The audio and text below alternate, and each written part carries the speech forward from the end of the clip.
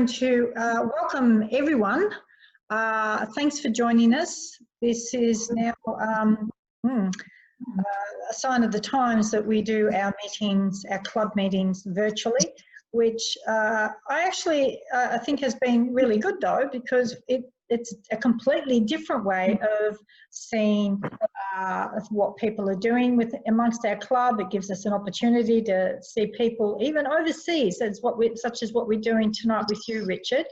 The last few meetings that we've had have been fairly technically focused. We've looked at some race cars and restoration project, and they've been great.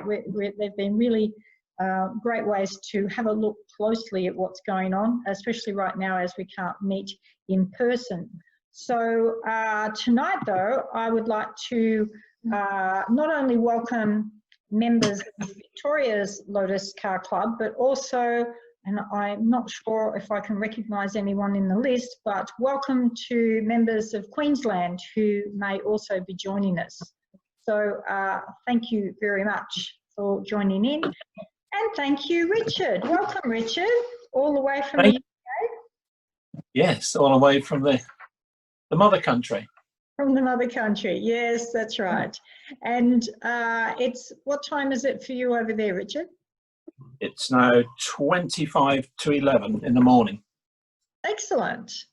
And you're coming out of lockdown over there, I understand? Gradually, although we probably a bit like yourselves, we come out of lockdown for a little bit, and there's various areas then get locked down again. I think Leicester was locked down last week because there was a big outbreak of COVID there. So and I'm not too sure how it works, they just close the area down. But then I think, well, if you're in Leicester, you just jump in your car and drive. So yes. That's exactly what's going on in Victoria at the moment. Melbourne is in lockdown, but not all parts of Victoria are. So it's a funny situation, isn't it? I think probably, I don't know whether it's a bit extreme, but we start shooting people. Right. Okay. Well, yeah, that might be a solution. We'll park that one for the moment, Richard. Richard's up for that. He's laughing. Phil is a bit disgusted. Georgina, I'm just permanently concerned. Anyway. Well, look, if people haven't worked it out yet, Richard, I think entertainer perhaps should be on your resume, but I think more specifically, you've got a company, isn't it, that's Positive Speech? Yeah. Is that really what your profession is?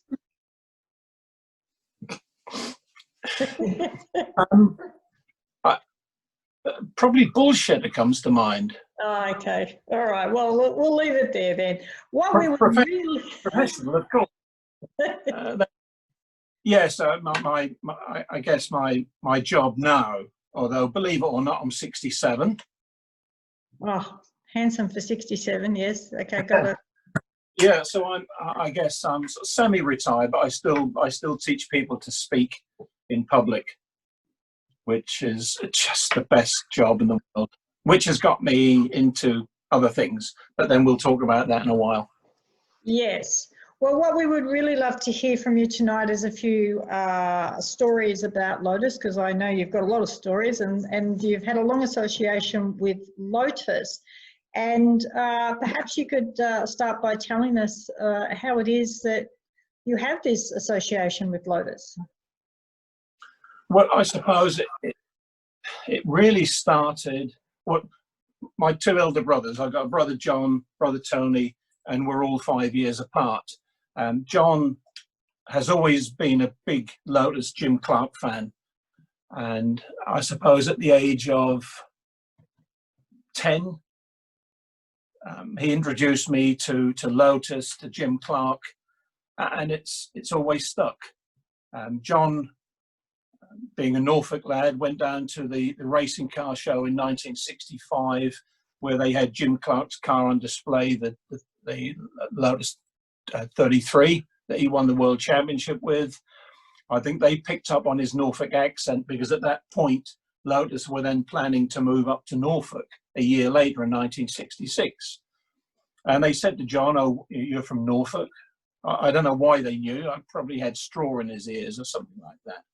And what do you do? "Oh, I'm an engineer. Do you fancy joining Lotus?" Yes. He came home, spoke to brother Tony and said, "Do you fancy joining Lotus?" And Tony said, "Yeah, that'd be great." So for about a year, 18 months, they traveled from Norfolk on a Sunday night down to Cheshunt, worked there, came back the following Friday night. And as I said, that was for about 18 months until Lotus moved up to here. We became, what you have to remember is Norfolk and Norwich in 1966 was quite quiet. Everything closed at probably 7, 8 o'clock at night, whereas all the lads who moved up from London were used to the bright lights. And all of a sudden there was nothing. Everything closed. So a lot of the lads would tend to congregate around my mum and dad's house. So Lotus was in me from a very, very early age. And a couple of years later, I joined Lotus as their first school leaver, I think, in late 68. And I worked there for a few years, but I just became fed up with the cars that they were turning out. It just wasn't what I thought it was going to be. So I left and went into the world of sales. I became a salesman, selling office equipment for a number of years, started up my own company doing that. Then got involved with an organization called Toastmasters International, which some of you might have heard of over there in Australia, which teaches speaking in public. And that brought me to my company, Positive Speech, which then took me back to Lotus Cars in 2000 to help with the driver training academy. And I was supposed to go in just to give them a tip on how to talk to customers when they came in. And the chap who was running it said, "Oh, would you mind helping us out the occasional weekend? And we'll pay you," which for Lotus was good. "And you'll get to drive the cars around the track," which sounds really good. So I joined them, what was to be only for a few weekends, and it virtually turned into a full-time job. They then took me on to do all the factory tours. And then when Danny Bahar came along, I was looking after all his VIPs from around the world. And as I said, it virtually became a full-time job until 2014, when I'm trying to think of something nice to say about Jean-Marc Gallas. I can't think of anything nice. The bloke was an arse. And we had a falling out and he banned me from the site, which just still upsets me till this day, really upsets me. But he's gone now, thank God. And Geely are there and doing a good job. So that's a very potted history about how I became involved with Lotus. Thanks, Richard. And having heard a couple of stories from you back in 2015, firstly, and then a couple of years ago when I met you again over in the UK for one of your. God, you were lucky one. I was very lucky. We joined you for one of your guided tours, which included Lotus. So that's something that you do yourself these days, is provide some small tour groups, opportunities to see Lotus and some of the history as well. Yes, although unfortunately not this year. No, not. Oh, it was a pain because I'd completely sold out the historic Lotus Festival of Speed tour, which was supposed to be virtually now, I think. And I'd almost sold out the revival tour for September, but sadly both cancelled. Yes. Yeah, so it's good. And I also do, if somebody's coming over to the UK, if they get in contact and say, "Look, we want to do some Lotus things," I tend to, if they're not driving, I'll pick them up from the local train station. We have a day just driving around looking at all things Lotus, and then I pop them back on the train so they can have a a week's tour, a day tour, a 2-day tour, or half a day tour. You know, it's something that it's good fun. You know, it's yeah, good fun. Richard, I recall a couple of interesting stories that you've shared before about some of the interesting things you've seen happen at Lotus over the years. I guess there's some personal ones that I recall you talking about with regards to Colin. So I'm sure Colin was a very interesting chap. What would you like to tell us about your association with Colin? Well, the funny thing is, when I worked at the factory, which was 60, 68 through to early 70s, we didn't see too much of the old man. You know, he occasionally he would come in at the factory, and the word would go around. When you were working on the assembly line, the word would go around that the old man was in the factory. So you just always made sure you were doing something. Because if he walked up the line and you happened to be standing there, he would come up to you and say, what's your name? And tell him, what are you doing? Well, not doing anything. He said, yes, you are. Pick up that toolbox of yours and follow me out to security. And he would walk you out to security, and that was it. You were fired. He was an exciting man to work for. So naturally, as soon as he walked through the door into the main factory, governor's in the place. So you just dived under a car and you just made sure you were doing something while he walked through. I think the funniest thing with Colin Chapman that he did live his life at 150% all of the time, and I mean all of the time. There was, when I worked there, I don't know whether how many people there have ever visited the factory. I can't tell from this. No, it is shakes. If you know anybody on the screen visited the factory, disgusting. Georgina, no, No. disgusting. No, I'm not so sure whether they'd have you there anyhow. But sorry, Georgina, I'm really sorry. I'm being nasty to you. But you haven't met me in person. Yeah, I always have to pick. I always have to pick on somebody, don't I, Vicky? Usually it's me. Yeah, that's it. Usually Eddie is the truth. Anyway, yeah. So when I worked at the factory, the factory is built the wrong way round, if you understand what I mean. So when you approach it from the road, you see the back part of the factory. The posh part of the factory is at the front where the runways are. And that's the way Colin Chapman built it, because he was convinced that his potential customers would land by aeroplane, so they'd get the best view of the factory. So at the back of the factory, there's a security hut. And in my days, it was a manual barrier. So you drive up to the security, the security people would come out and lift the barrier manually so you could drive under. Now it's all automated, it runs. But in those days, there was an unwritten rule that Colin Chapman said, this is my factory. I don't have to stop at security, right?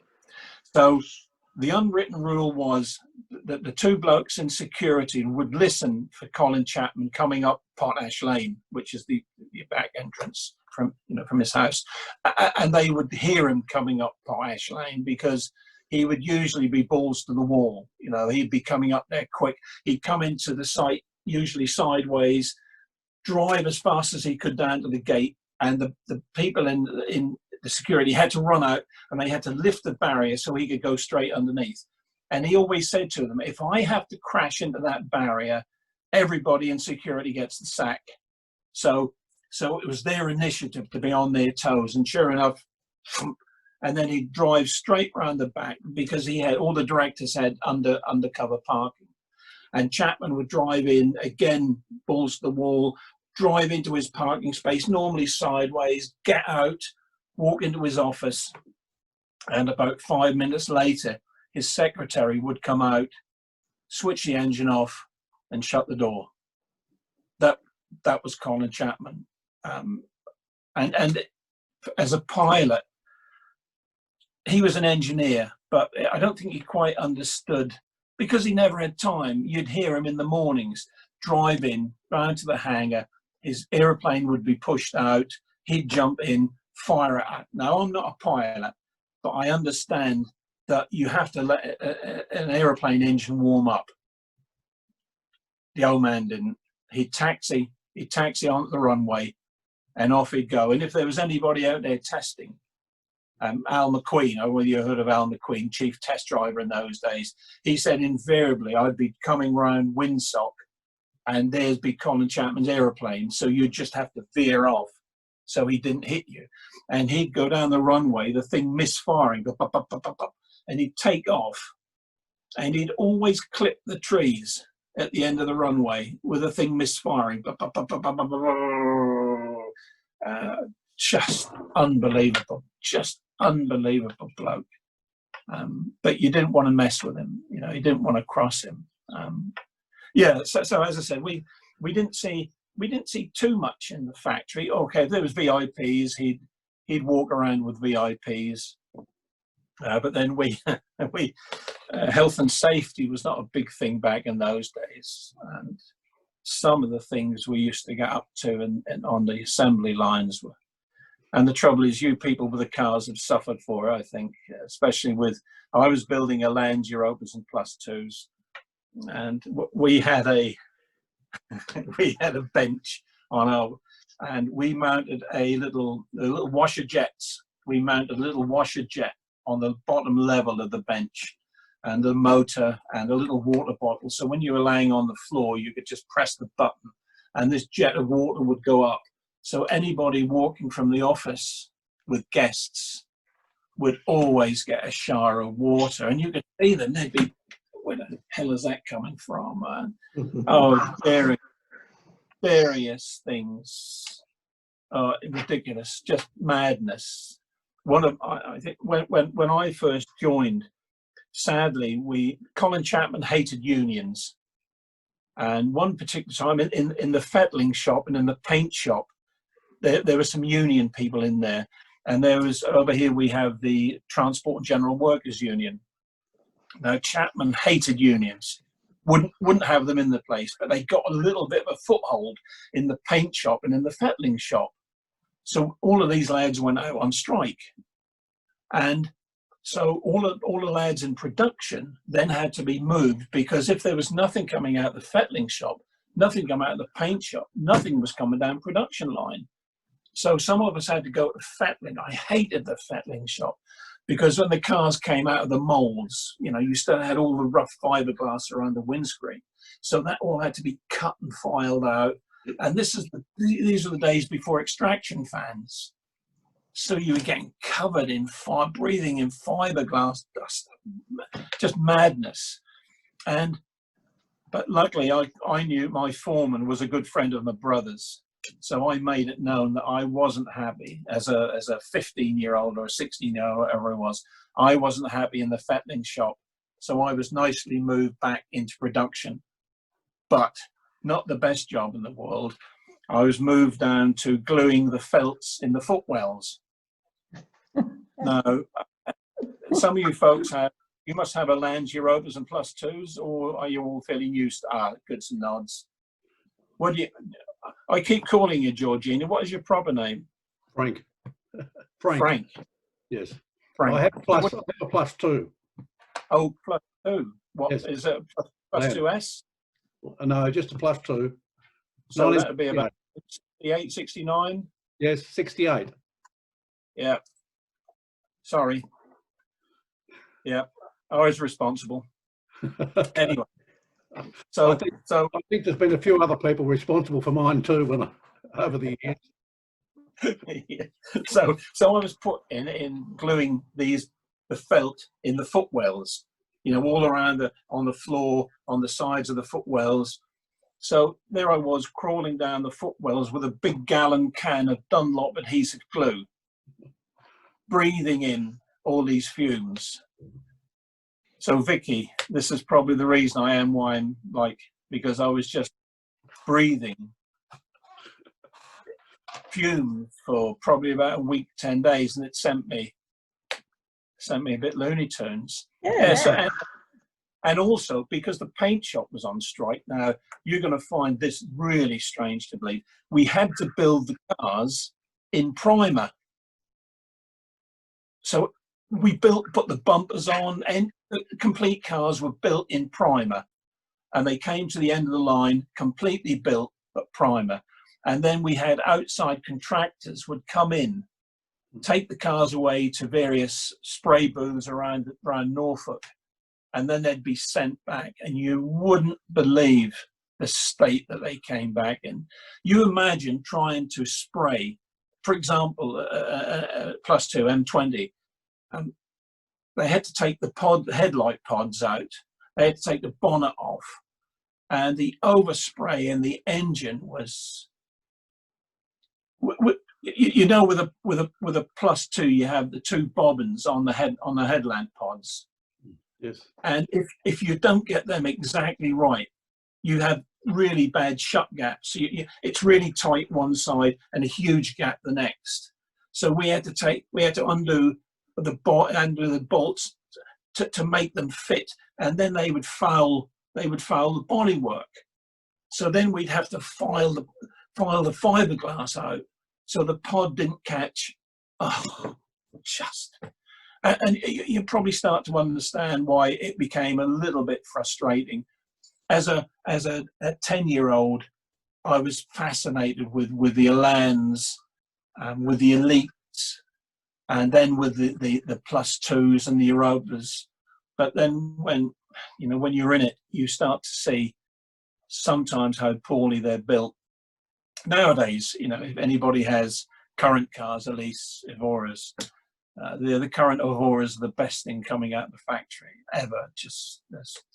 Anyway, so I forget what the question was, but anyway, Colin Chapman. Yeah. So I met up with them a few times afterwards. I remember I don't know when they won the World Championship in 1978. They were allowed to drive the Formula One cars through the city of Norwich. Do you all know about that or not? No. God, you don't know very much there in Australia, do you? For some reason, I thought you were Lotus people. Oh. How right. So anyway, yeah. Because they won the World Championship in 1978, the local council gave them not the freedom of the city to drive the Formula One cars through the city. So all the cars, all the transporters, all the Formula One cars were parked down just outside Norwich at County Hall. And it was quite a cold morning. And as you might be aware with Formula One cars, they're a pain in the arse at the best of time. But when it's cold, you have to warm them up with hair dryers to get the control box warm so it doesn't blow up. And you got Mario Andretti standing here, you got Jackie Oliver, you got John Miles waiting to drive the cars. No sign of Colin Chapman at all. And by that time, I'd left Lotus. And in fact, that was 1978. So that was the year Julie and I got married. And we had our little puppy boxer dog. And we went down to County Hall watching. In fact, I took a movie, an 8mm movie thing that I put on Facebook the other week. And no sign of Colin Chapman. And then all of a sudden, I saw him coming up the slope. He had his JPS blazer on and polo neck and looked smart. So I thought, now's a chance to get his autograph. So I walked over to him. I said, Mr. Chapman, any chance of an autograph? And I can't swear on here, can I? No. All I can say, it was a bad word, and it began with F. It gives you a bit of a clue, doesn't it? Yeah. As I walked up, I said, any chance of an autograph? No, I don't got effing time. And he stormed off. And in fact, if I just move, Colin Chapman was presented with a big certificate for the Freedom of the City thing. And there was some smaller ones produced. And I don't quite know whether I can get this over. Were you still with me? Yeah. Hang on. Oh, there it is. Just there. Can you see that? Let me get some reflections. So that's one of the copies of the That's one of the copies. In fact, while I'm here, do I just give you a quick tour of my office? Please do. Looks like some very interesting memorabilia there. Okay, I'm going to unplug, so hopefully it won't go wrong. What if can I turn that? Can I turn my picture around or not? You can. How do I do that? No, I'll leave it. I'll leave it because I'll mess things up. All right, where do we start? Okay, so let's start over on the Windows side. Here it is. So there's some stuff. Are you seeing this okay? Yep, seeing some car models and a plane and... Oh yeah, plane, Chapman plane, and then we sort of go up, and there's a Jim. Can you see the Jim Clark thing? Yes. There's the Ayrton Sennas, and there's various models all the way through here. Just loads of stuff. Just loads of stuff there. Can you see all that? Yeah, and then there's the Senna sign stuff up here. So Senna sign stuff. Oh, there's Elio De Angelis' steering wheel there, and more Senna stuff, and Jochen Rindt signed, Ronnie Peterson, Emerson Fittipaldi, Ronnie Peterson again. And we move over and just steering wheels, models, and I suppose there's Senna's front wing end plate from his win in Detroit. I think that is up there with a signed picture. I think model-wise, probably this one here is the most expensive. I don't know if you can see. Oh, there it is. Which is Jimmy's 38 from Indianapolis. I got that probably just over a year ago, and that's, I think they are now £6,800. Yeah. Did I say that too loud? Because I don't want my wife to hear me.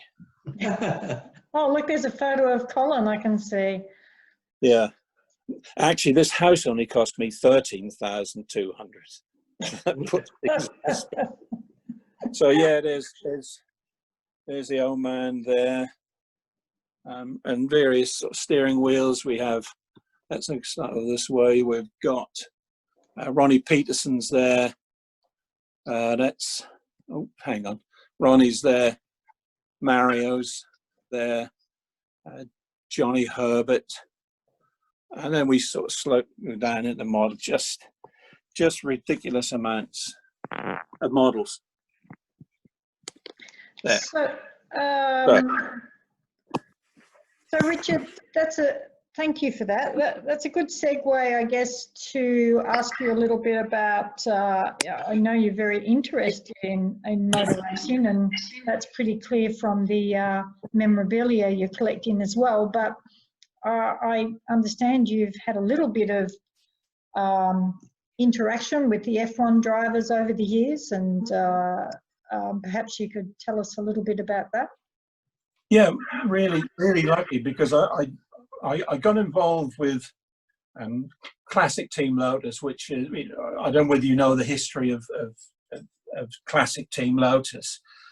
Back in 1990, the family decided, the Chapman family, who still own Team Lotus, or they still own the name Team Lotus International, but in 1990 they decided, Mrs. Chapman, the two daughters, and Clive decided enough was enough. They'd lost Camel sponsorship, they'd lost the Honda engine deal, and they were struggling, really struggling. And as you can imagine, Formula One in those days, as it is now, is bloody expensive. And what was happening is that the Chapmans were having to finance it a little bit, and that wasn't good. So they made the decision that they would sell Team Lotus, and they sold it to Peter Wright and Peter Collins, who soldiered on for another 4 years. until it went into liquidation in 1994. Colin Chapman was never a collector of cars. He didn't see any point in collecting old cars. So at the end of the season, what would happen, he would say to probably Andrew Ferguson or whoever was in that spot at that time, get rid of the cars, get as much money as you can, let's put it towards the new car. So as far as he was concerned, the old cars had no interest to him at all. But fortunately, some of the old mechanics would hide cars up. They would just hide cars up so the old man didn't see them. So by the time he passed away in 1982, there was about 25 cars in the collection, all owned by the Chapman family. Most of them were F1 cars. So 1990 came along. Historic Formula One was becoming quite popular here in Europe. So Clive Chapman said to one of the old mechanics at Team Lotus, Eddie Dennis, who'd been with them forever, Eddie, do you fancy joining me? Let's get a car out of the collection. Let's restore it. Let's find a patron to drive that car. If there's any money left at the end of the season, we'll put that towards getting another car out of the collection to find a patron to drive that. And this is what's happened over the years. You know, they've been very, very successful. But the table turned a little bit because there was lots and lots of rich, successful business people who bought old Lotuses, and they thought, shoot, you know, we can go racing with these. Where do we get them restored? Well, we're better than the people who built the cars originally.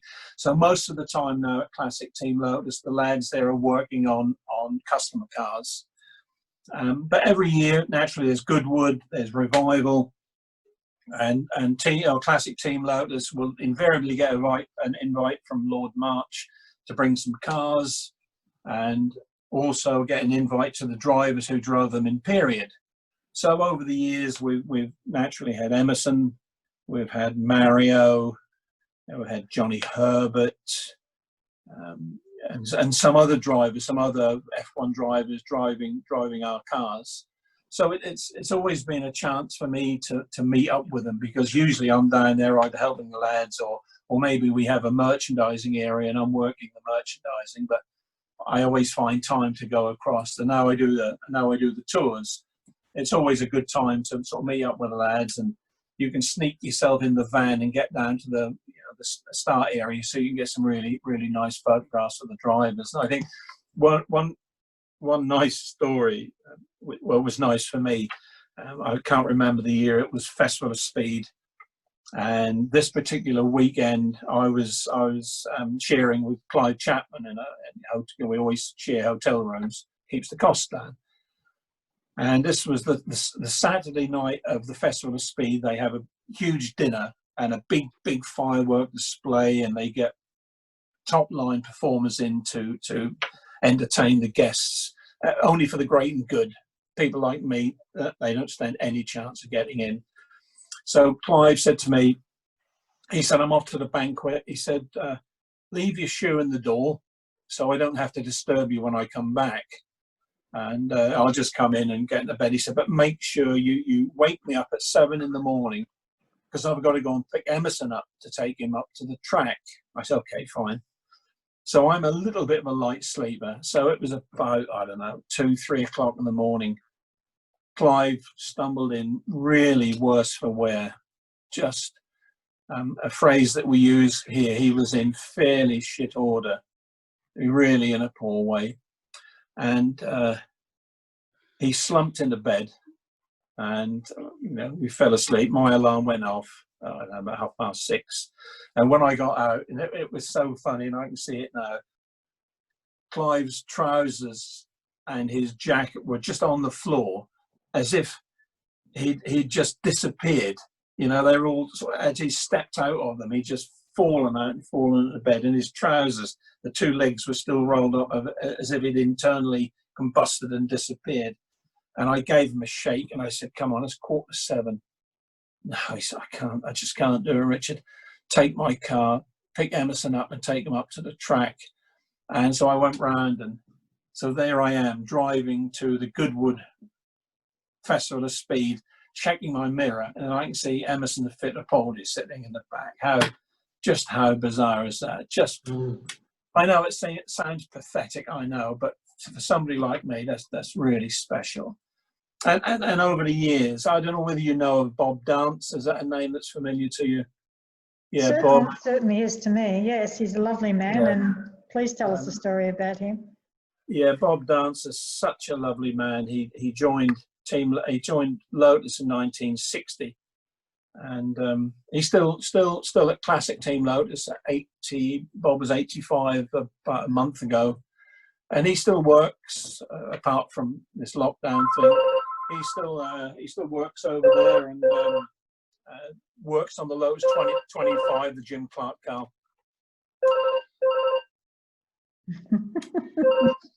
Yep. So I get to travel around with Bob a lot, because we have a speech that we've put together over the years, and it's called Lots of Trouble, Usually Us. And it's our time at Lotus telling the funny stories that have gone on over the years. And so for the last 10 or 15 years, we always get invited back to the big Lotus owner gathering in the US, and that's all very nice. And there was one time we were up in Buffalo, and we were driving down to Florida, and Bob said, he pulled out his little pocket book. He always carries a pocket book with names and numbers. He said, I'm sure Mario lives around here somewhere. Let's give him a call. As you do. Let's give Mario Andretti a call. So I called him up, got through to his PA, and I said, is Mario there? She said, yes, who's calling? I said, I'm speaking on behalf of Bob. And Mario came on the line, and and in fact, he lived about 100 miles from where we were. So off we went to Mario's house. Well, you'd never seen anything like it. And Mario was at the door waiting for us and hugged us. And see, what you must remember, I'm just a little old Norfolk boy who's interested in Lotus. That's all I am. I'm no different to you crowd. I'm just a Lotus fan. And there I am, walking into Mario Andretti's house. Excuse me, Richard. Yeah. Can you pick the phone up and put it down, because How's that? That good? Yeah. So walk in, and the place is just. Hang on. You have one new message. Not message even. one. Sorry about that. Technology. Yeah. So his reception area is just lined with all his trophies. Just amazing. And I said, do you mind if I film this? Oh no. He said, in fact, look at this. And there was a trophy that was marked as replica. I'm just going to do this. Hang on.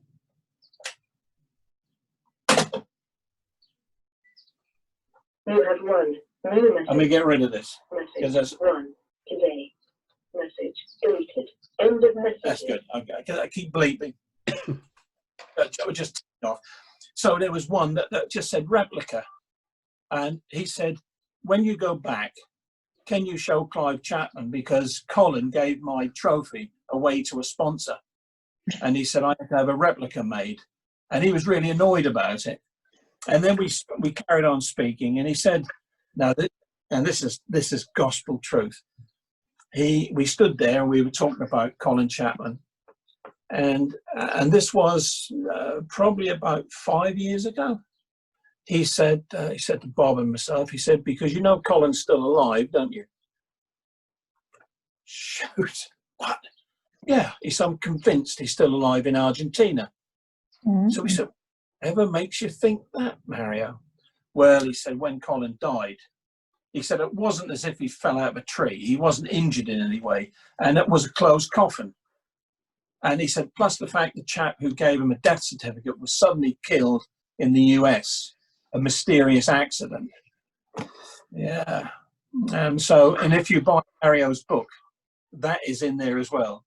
He's put it all down, and yeah. So I'm lucky. You know, you get to meet some really, really nice people over the years, and And I always say that Lotus people are the nicest people. They really are quite friendly. Nothing against the people who drive Porsches and Ferraris. Anybody here drive a Porsche or Ferrari? That's good. Just sometimes they're just arses. You know, they really are arses. But the Lotus people, as I said, we get invited back each year, every year for the last 15 years. Bob and I have been invited back to the Lotus owners gathering, and I usually do the emceeing on the Saturday night, which gives me a chance to rip it out of the Americans. And they don't quite understand the English sense of humour. A little bit sarcastic, but they don't quite get it. So there I am, just ripping it out of them, and but they invite us back, so that's good. Yeah, so I'm really fortunate the amount of the drivers and people I've seen over the years. Yeah, it's good. I'm very So, and good looking as well. well, of course. So, Richard, I'm going to just let everyone else know, because there hasn't been much chat go on, and that's great, because that obviously shows that your discussion with us tonight's been very compelling, which is good. Thank you. But I would like to invite people, if you do have a question, by all means use the chat function, or if you like, there is a little bit of time. If there's anyone that wants to actually talk to Richard directly, maybe ask a couple of specific questions, by all means, just let me know and I'll unmute you if I can, which usually I can. But well, I thought it was great, Richard, just going back to Classic Team Lotus. How come Richard is waving like a lunatic? Oh, Richard. He's waving like a man possessed. Have you got to take tablets, Richard? Need to go to the toilet. Can you hear me? Go ahead, Richard. I've done mine. Carry on. Nice to meet you, Richard. You too, Richard. Quite handsome, I suppose, for an old bloke. That's me. I don't know about you. I found a photo posted on Facebook recently, which was Lotus 47, and it had your name as the photographer. It was 47 GT2, the snorkel car, before it got snorkels put on it. Oh, yes. Yeah, just wondering what the history of that photo is. I own chassis number GD3, the Chris Barber car. I think the ones you're talking about were actually publicity photographs. My middle brother Tony worked in components, and he was responsible for building the 47s, along with there was Charlie Ewans, another couple of lads. But those pictures were taken outside of the factory, and I think I just found them in a skip. That's another thing that I used to do at the factory, would just walk around the skips taking stuff out, because stuff wasn't worth anything, you know, it was thrown away. Ridiculous. When I think back now of the stuff, just I think I'm talking too much, but just a very quick story about when I worked in the factory. Right next door to us was Team Lotus, and one night when I finished work, I walked past the skip, and there was an old steering wheel in there, and I'm talking 1969, and it was all bent over, and it had blood and flesh on it, you know, a bit gory. And I thought, God, I can't leave that in there to be thrown away. So I took it home, and my mum was just disgusted that I should bring such a horrible thing with blood and flesh hanging on it. But anyway, I didn't think any more about it, kept it. About 15, 20 years ago, I found out where the steering wheel came from, and it was a Jochen steering wheel. And it was from the crash in 1969, Barcelona, where Graham's wing collapsed on one lap. Jochen Rindt came round the next lap, his wing collapsed, hit Graham's car up on the Armco, and it broke Jochen Rindt's shoulder blade and cut his face. So that's where the blood and the flesh came from.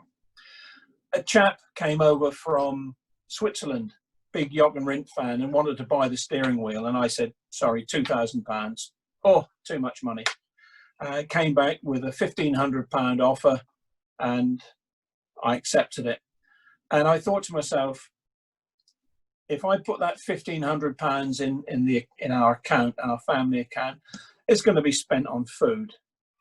It's going to be spent on clothes for the kids. Shouldn't be, should it? Shouldn't be. So I decided, and I bought myself a watch. I bought myself a TAG watch. But I know what Vicky's thinking.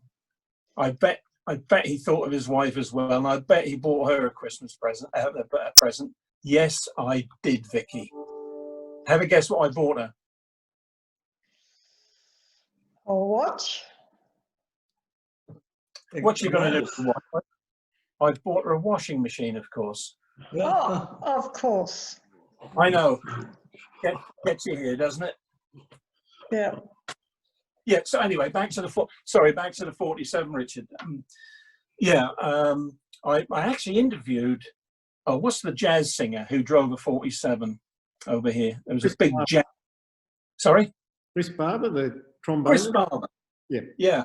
I interviewed Chris Barber at a historic Lotus dinner about a couple of years ago, and that was quite funny because I don't know whether you heard of Malcolm Ricketts. He's the chairman, or he was the chairman of HLR, and he said to me, "Oh, can you interview Chris Barber, because he's a little bit quiet and you'll have to pump him with questions."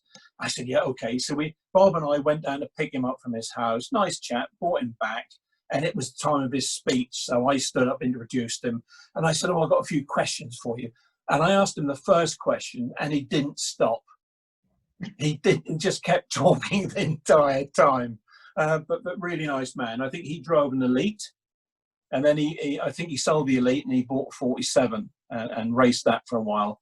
But as regards the 47s, yeah, nice cars. And of course there's the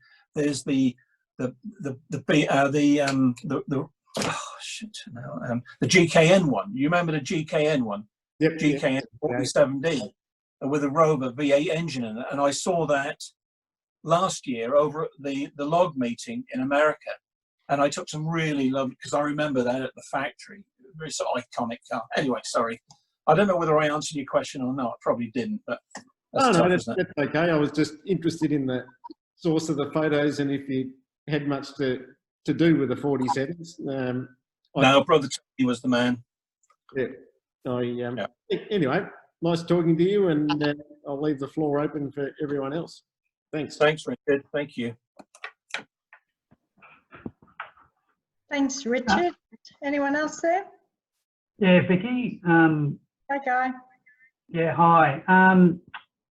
Richard, I correspond regularly with Mike Kimberley about Lotus Esprits through social media. Did you? He seems like a nice bloke. Did you work with him at all? Yes. I worked. When did he start the company? He started in. Let me think. He started in the very early 70s, didn't he? So I didn't naturally, because I was shop floor, so you didn't get to meet the great and good like Mike Kimberley. But since when I went back in 2000, Mike came back as CEO. And I see him quite a lot now. Whenever we do the tours, he's always kind enough to come to the dinners and support me that way. Yeah, really, really nice chap. And he's a lot better now than he was, because at one point he was not very well at all, and he was sort of struggling. What always made me laugh, his company car was always a Proton. Do you have Protons in Australia? Yeah. Yeah. Sorry about that. Yeah. They're pieces. Yeah. Anyway, so he always had to drive a Proton because he had a bad back. He really suffered with his back, and then I think he struggled with sort of pain and stuff. So, but are you on there? Who's the chap who just asked about that? Yeah, me. Yeah, Guy. Yeah. Are you on there or not? Can you see me? Yes, I Can can. you? How come I can't see you? Must be the No. view that you No, let me show you. Ready for this? Sorry, what is your name again? Guy. Guy. Are you ready, Guy, for this? Yep. Look at this. Ah. Wet Nelly in gold. Yeah, that's special. Mm. Are you envious of me, Guy? Yes, mine's white. Well, yeah, I don't want to know about your personal life, but this it's filth, isn't it? So there was only 8 of these made, and they were presented on the night of, what's the James Bond film, The Spy Who Loves Me? Yeah. Yep. Yep. There was one given to Princess Anne, one to Cubby Broccoli, one to Roger Moore, one to Tony Rudd. Yeah, well, you might have heard of Tony Rudd, and this is his. Yeah. Mm. I'm just showing off, is what I'm doing now. And the worst thing is, I don't care. But Mike Kimberley's a nice chap. Really, really is a nice chap. Big Lotus man, and he's supposed to be writing a book, but apparently, so I heard, that when he went to Lotus to ask if he could use some of their stock pictures, I'll come back to you, Chris. Remind me in a minute. When asked him if he could use some of the stock pictures for his book, they refused to let him use them. Geez, But- after being MD through that whole period, managing director through that whole period when, he was managing director when they moved from the proper shape to spree to the Stephen shape to spree. Yeah, but Mm. very, very nice chap. Very nice chap. There was a question just came up from, was it Chris? I don't know whether Chris. Chris Johansson has asked about the insights of the models. There's also one from Lee before that, but if you want to start with The biggest, because I'm not quite so involved with Lotus cars. I am allowed back on site, and naturally I've still got a lot of friends there, so I can get some information. Because of COVID, I think there's all sorts of grief. They were supposed to be bringing out a new car at the end of this year, I think was the plan. I think was it going to be the new Elise? I forget what there's a factory name for it, and I can't remember what it is. But yeah, that's supposed to come out, and that's so I'm told they're supposed to be the last petrol engine car coming out of Lotus, and then they're all moving into presumably electric cars, I suppose. But I'm really sorry, I don't have any up-to-date stuff on current product coming out of the factory. Sorry. Richard, there was also a previous question from Lee Dixon, and I know that I've seen some of your photos with you and Art and Senna, and you've certainly got a fair few of Senna around the room as well. So have you got any interesting stories about Arden? Hang on. Yeah, okay, I thought there was something there. Oh, what, this hat? Sorry, did you say where did this hat come from? Yeah, that's the one, yeah. Okay, let me just have a quick look around. Oh, okay. Hang on, I'll be back. Can you see that? Yep. So, I'm talking about 1986, 12th of March, 1986. I get a call because I'm still selling at that point, 1986. I'm still doing my office equipment business. And one of my customers is the local race circuit here, which is Snetterton. I don't know whether you've ever heard of Snetterton up here in Norfolk. Oh, good. Now Richard has there. And I used to get the call from Team Lotus are here today. So whatever I'm doing, I go straight over to Snetterton, turn up, and there's Ayrton standing there. God, that's busy here, isn't it? He's standing there right next to, and I put there's some photographs on my Parramint Pictures site with Ayrton standing right next to the big Volvo truck, because he hates the Norfolk weather. It's really cold. 12th of March, bloody cold. So Ayrton is huddled up next to the truck, and I go up to him and I said, Ayrton, what are the chances of getting one of your helmets? You know, if you don't ask, you don't get, right? And he said, look, I'm really sorry. I can't give you one of my helmets because I tend to give them all to my charity in Brazil. And I said, well, that's fair enough. He said, but come with me. And he took me to the back of his Mercedes and he flipped the boot, went in. He said, I've just had these badges made, and it's in the cabinet there somewhere. And he gave me a little helmet. He had some little helmet badges made. He said, you can be the very first person to have one of those. Oh, I said, that's very kind of you. And I spent the whole day there because they were testing prior to going to Brazil. And it was a big JPS photo shoot, so they all had the gear on and there. And when all finished, as Ayrton was driving off, he saw me standing there, and I sort of gave him a thumbs up, and he stopped and wound the window down. He took his JPS cap off. He said, I can't give you a helmet. He said, but have my cap. And he sort of threw me his cap, which is, sort of prized possession. Yeah, that's quite nice. Ayrton's such a nice man, although in Britain he wasn't particularly liked, because he vetoed Derek Warwick coming to Lotus, and he got some grief over that. But I always found him. I met him a few times. Very, very pleasant. Very, very nice.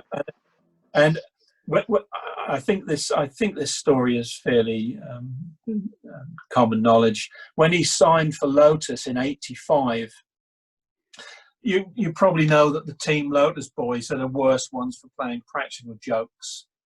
They were renowned in the paddock for playing practical jokes. So anyway, Ayrton turns up at Ketteringham Hall to sign his contract. He goes in to see Peter Waugh. The mechanics come up and they put little trolley jacks under his Mercedes, so the wheels are off the ground, right? So he comes out and he says cheerio to all the boys, you know, and look forward to seeing you first race. Jumps in his Mercedes, fires it up, bangs it into gear. Nothing happens. Wheels are spinning like crazy. And he's looking around, and all of a sudden the mechanics appear, and Ayrton poker face, and they think, shit, we've upset him. So took the car off the jacks, rips off full speed, and the next race is Interlagos, Brazil. And Bob is team manager. He goes over to Ayrton and he said, look, you know, I think we started off on a bad foot. You know, that was just the lads playing a practical joke. Ayrton, no, that's okay. No, I don't mind. That was funny. He said, in fact, I've bought you all sweets. So he went around with these sweets and gave every team member a sweet. And after about 10 minutes, they all looked at one another, and all the mouths were bright blue. And he said, I've got my own back. You're now going to be pissing blue for the next 2 days, he said.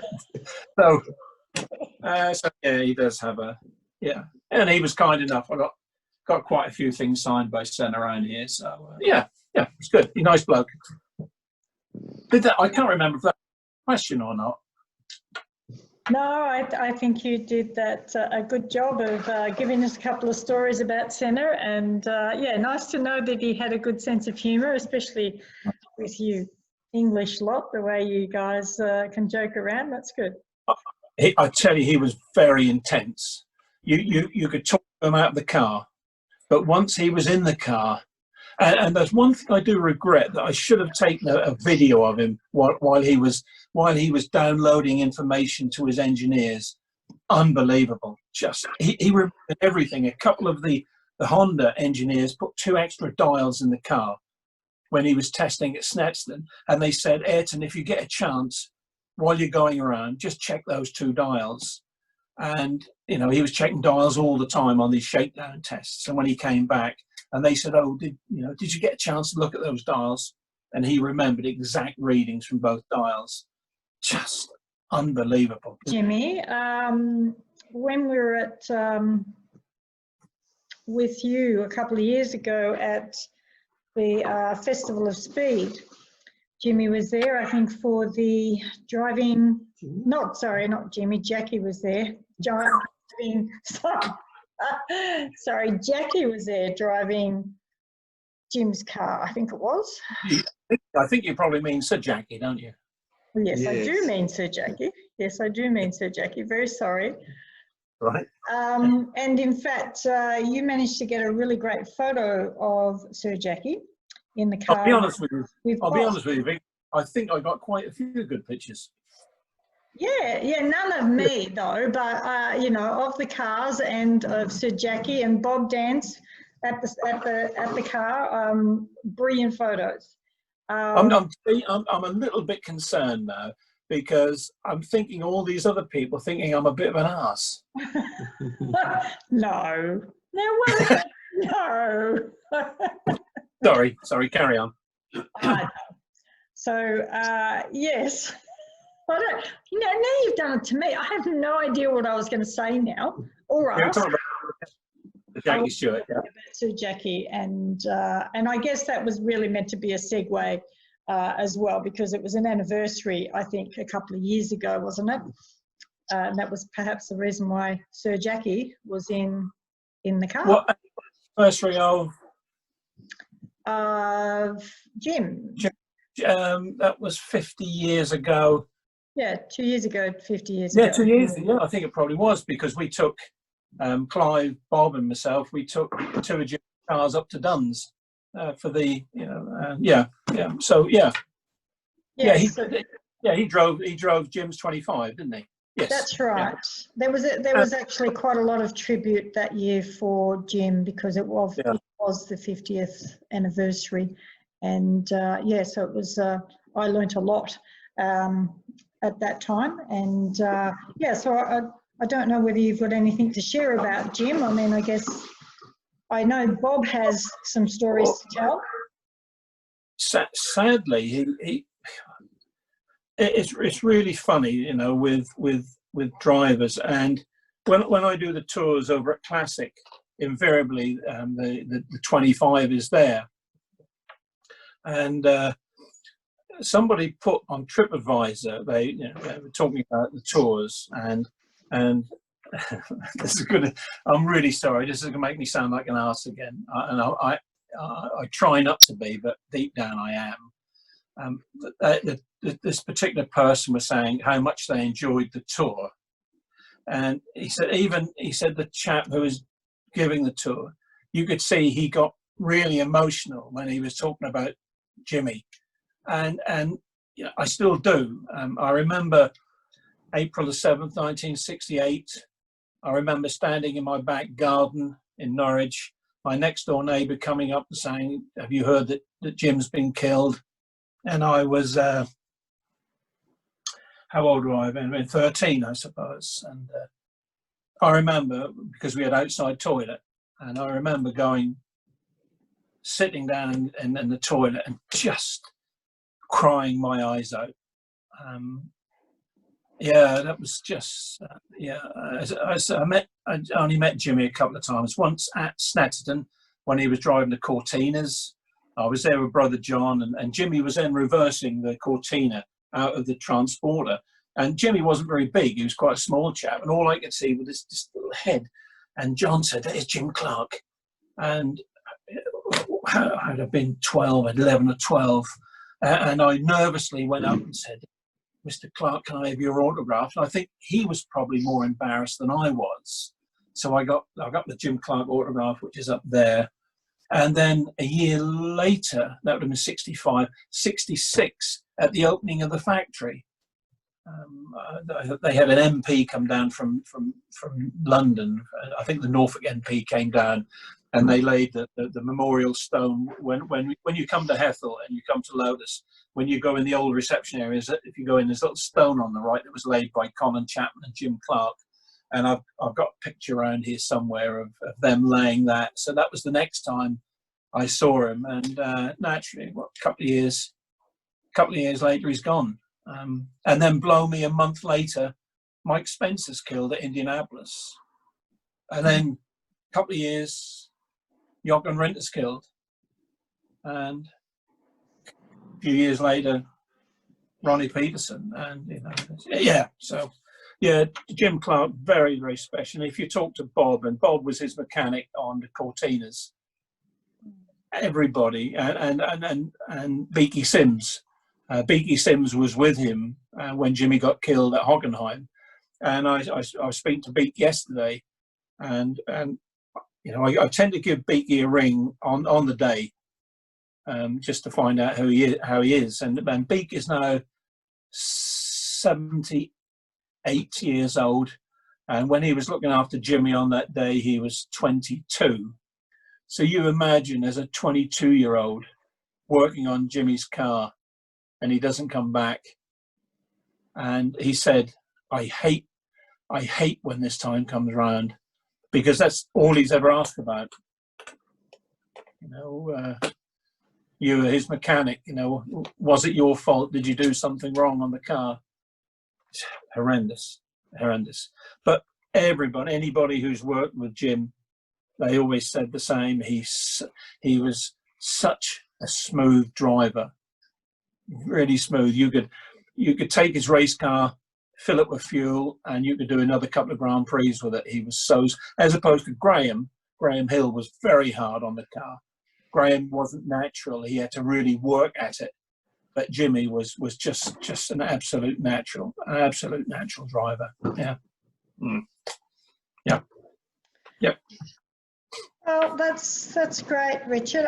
We've run a little bit over time, but I think that there's no other questions that have come up, and I know I've been thoroughly entertained. I hope that everyone else has.